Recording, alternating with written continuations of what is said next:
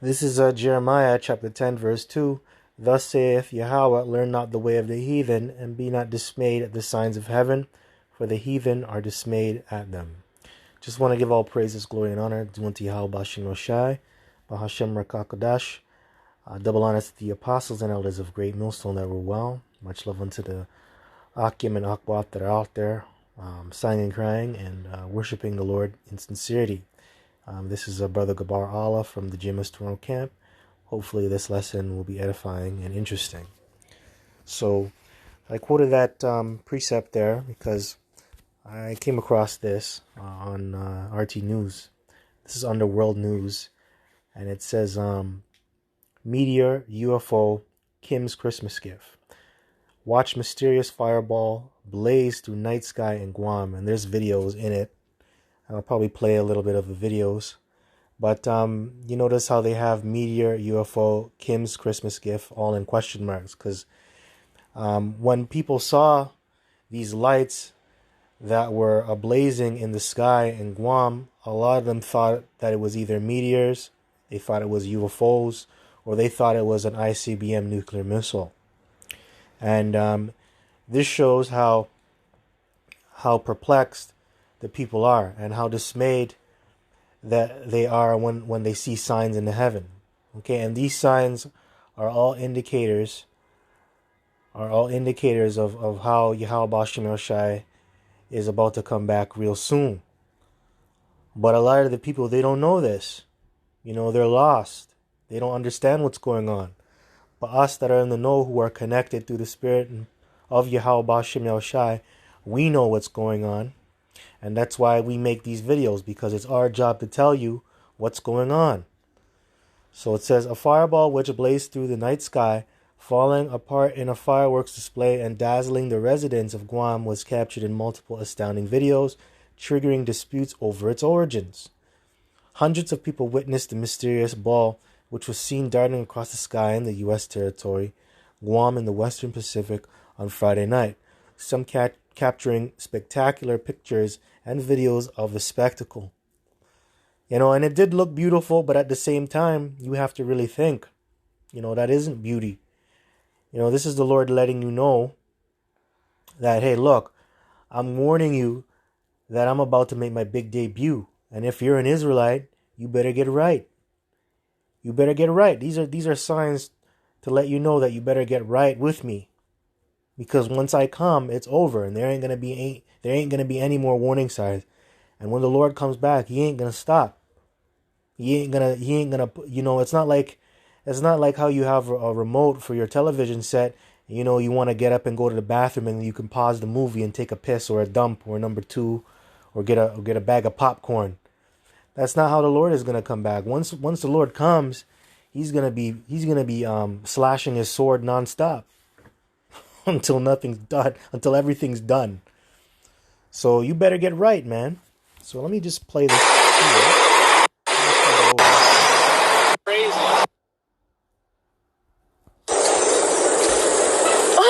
Oh, did you take a video? It's separated. Remember they said that they're gonna promise aid? The United States put together. Crush one. Wow, gang. You have the photo? Gang? Yep, video. What is that? I don't know.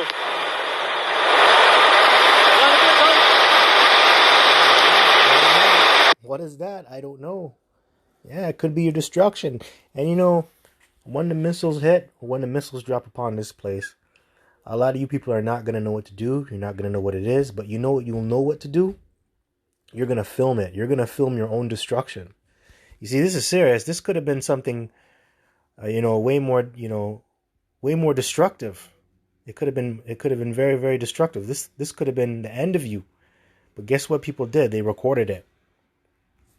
Instead of trying to seek shelter, instead of actually praying, instead of, ceasing to be proud, they just decided to record it. And that also shows you we live in a very narcissistic society. Everybody's quick to pull out their phone and take a selfie or to videotape something rather than really analyze the situation, in a righteous way. Okay, for lack of better words. The words kind of slipped my mind. But play a little bit more, then hit some more precepts.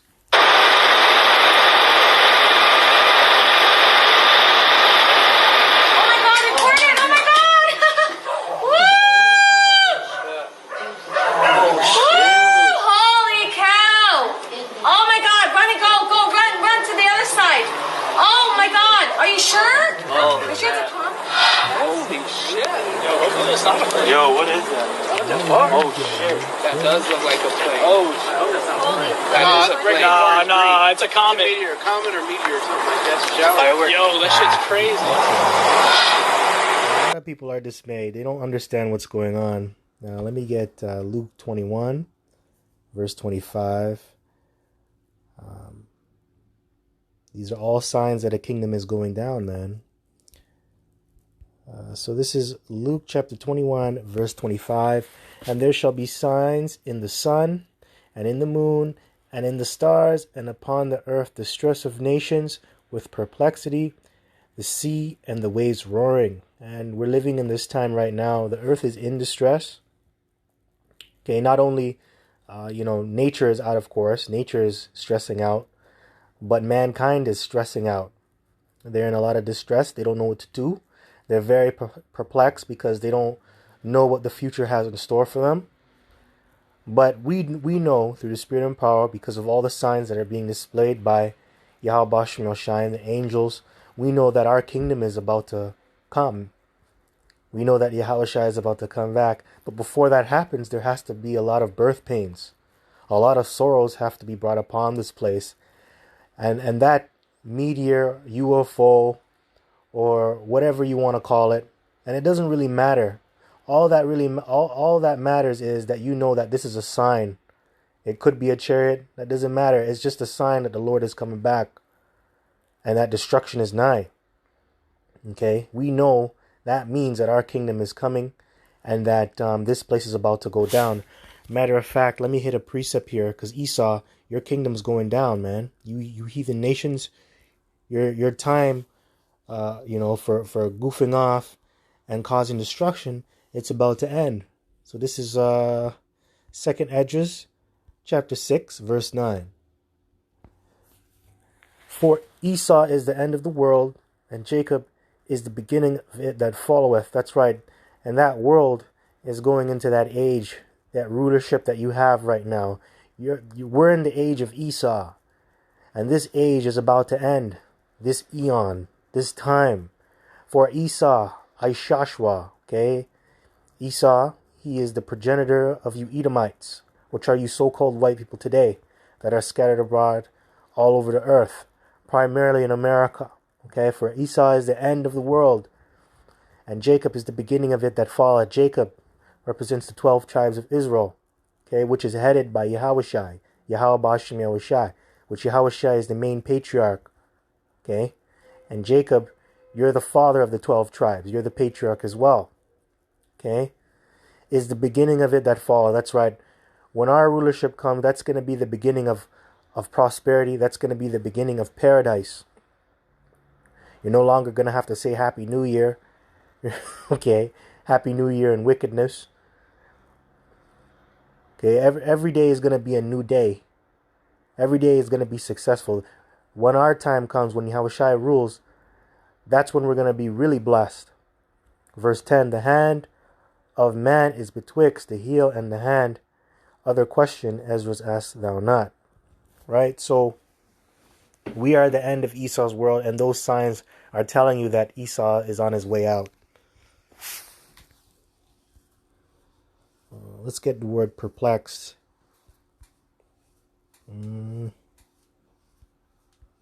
Perplexed.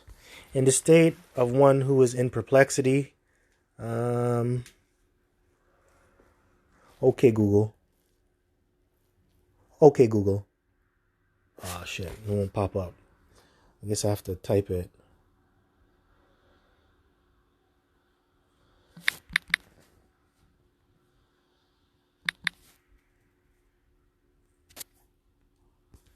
Okay, so perplex means...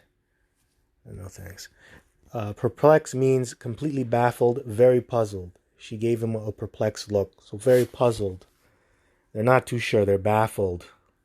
All right. Let's play it. Perplexed. Perplexed.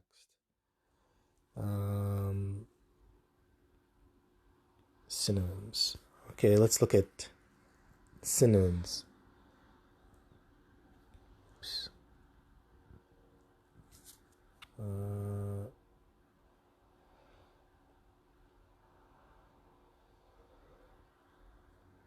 Okay, bewildered, uncertain, puzzled, troubled.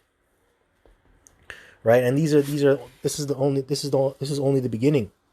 Okay, we're living in very uncertain time. People are not really sure of where they're headed in life. For example, look at the economy. Look at the economic structure of America, Canada. These countries, they're going deeper in debt. Right? They're getting deeper in debt, trillions of dollars in debt.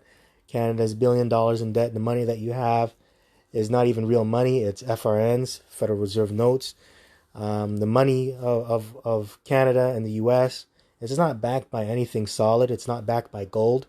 They only focus on the petrodollar, which the petrodollar won't really last that long because of how much we're using it. The standard of living is going up higher and higher.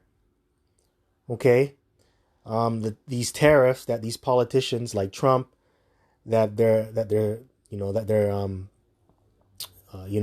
sanctioning, okay, or they're creating. It's actually causing more harm than good. It's causing people to lose work. Okay. So we're living in very uncertain times, and a lot of people, they're frustrated. So let me hit a precept. Let's get Matthew, book of Matthew. So let me get my Bibles here. Matthew chapter 24.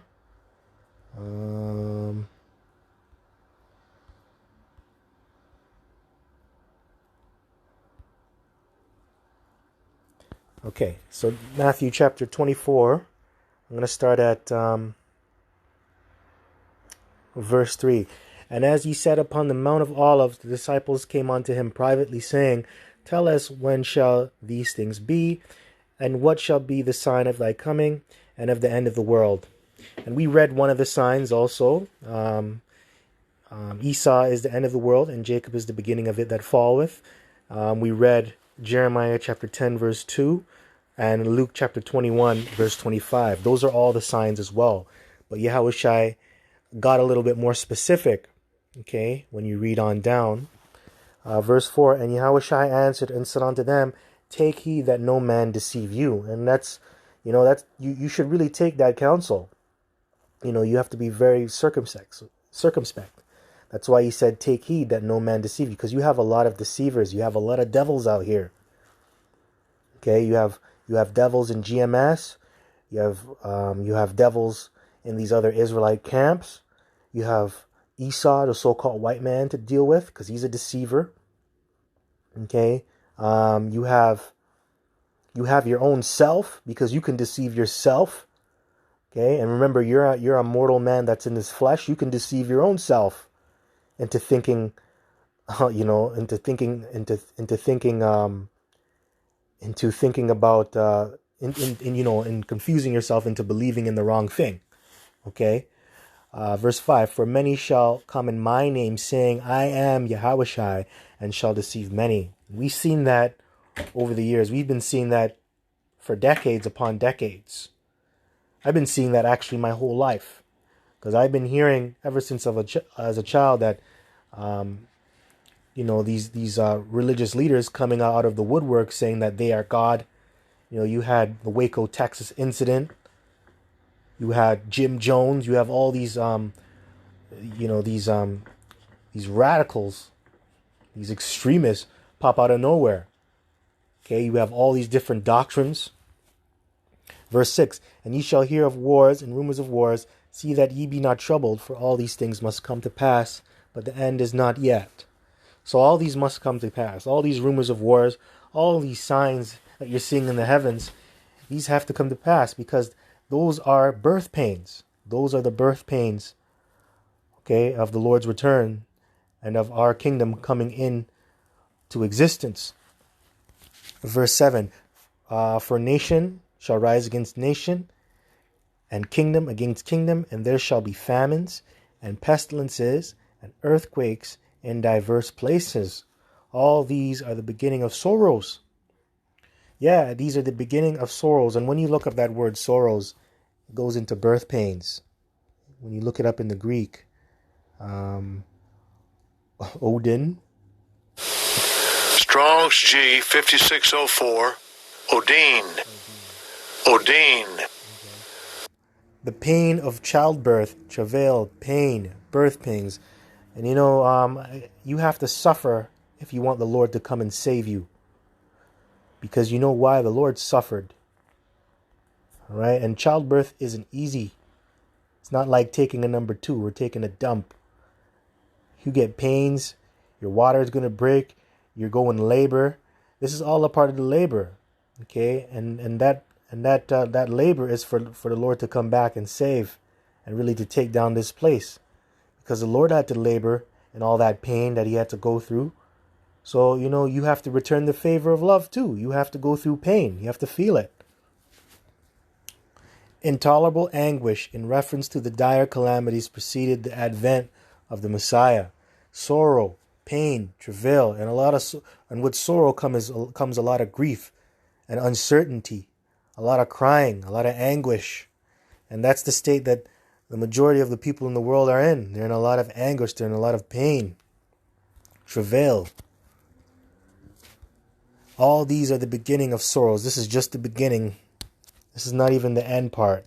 So if you feel like you're gonna struggle now, then you know, how are you gonna cope when all hell breaks loose and when the Lord returns? So with that, I hope this was edifying. Until next time, just want to give all praises, glory, and honor due unto Yahawashi Melshai, Bahashem Rakakwadash, the belongest to the apostles and elders of Great Millstone that rule well. Peace and salutations unto the hopeful elect. Till next time, Kwam Yasha Allah Shalom.